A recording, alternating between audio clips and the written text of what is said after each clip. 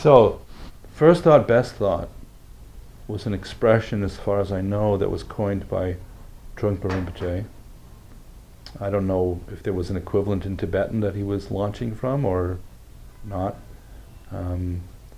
But the meaning is simple but still profound.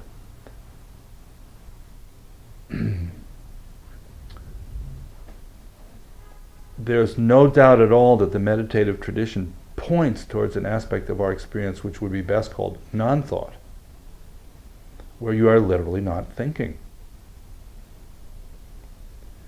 Now, we're so used to thinking, as if that was like the be-all and end-all. Like, many people, if you ask them to stop thinking, A, they wouldn't be able to do it. That would be impossible to even know where the space was. B, they wouldn't see the point. You know, there wouldn't be any real point to that. But if you think of the mind as a kind of muscle, and when it's moving, it's thinking, and the idea of resting the mind, you know, actually allowing some resting energy and to just let the mind go open and loose, you know, and kind of stop exercising itself, you know, stop creating new material.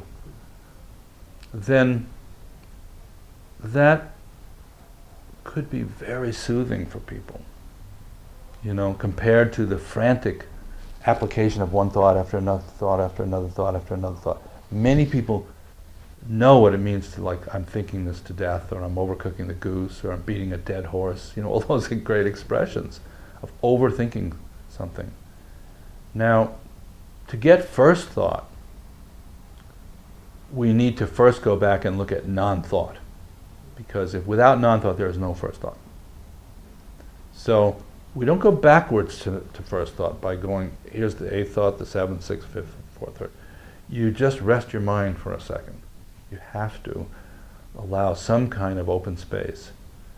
In that open space, something comes through that is very close to the quality of intuition or insight. That is when we're being intuitive, it's very much related to that kind of open space, giving birth to a single kind of clear thought. And then you have to stop. So it'd be like, you know, for example, like if you sear a piece of fish, you make the dish very hot, the pan very hot, you drop the fish and it goes tss, and then you have to stop. Now you've seared the fish, you have to pause. If you just went, oh, I'm not sure if it's well done enough or whatever, you will just burn the whole thing. You know, and that's called overcooking the goose at that point, or the fish. So we need to do this right, this first thought, best thought thing. We need to understand non-thought and how to access that ground, you know, the ground that's underneath all the thinking. And then allow, you know, invite a kind of something to come up.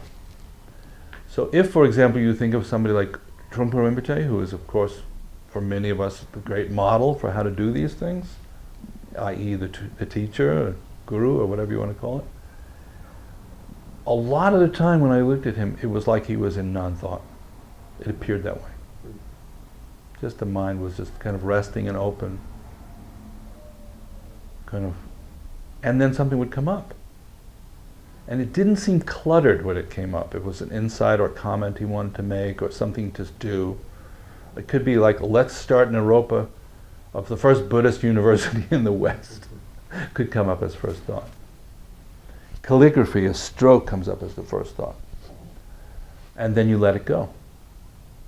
So I think this resting mind or this non-thought is very important for people to begin to understand if they want to work with first thought. And then the next thing they need to understand is once the first thought comes up is let it, stop applying, let it go. Time out, and savor it a little bit. So like if you do a calligraphy, you don't just do another one right away, you know? like there's a little bit of a pause. You go non-thought, first thought, non-thought. And you could say that a Buddha is residing in those two realms only. Only. Maybe occasional second thought as practical, maybe this means that, implications. So we have our ways in the Shambhala tradition of like kind of stimulating non-thought, allowing space for first thought, leaving a little room for second thought, which is bringing it down to earth and practical and so forth, and then letting it go again. Can be done.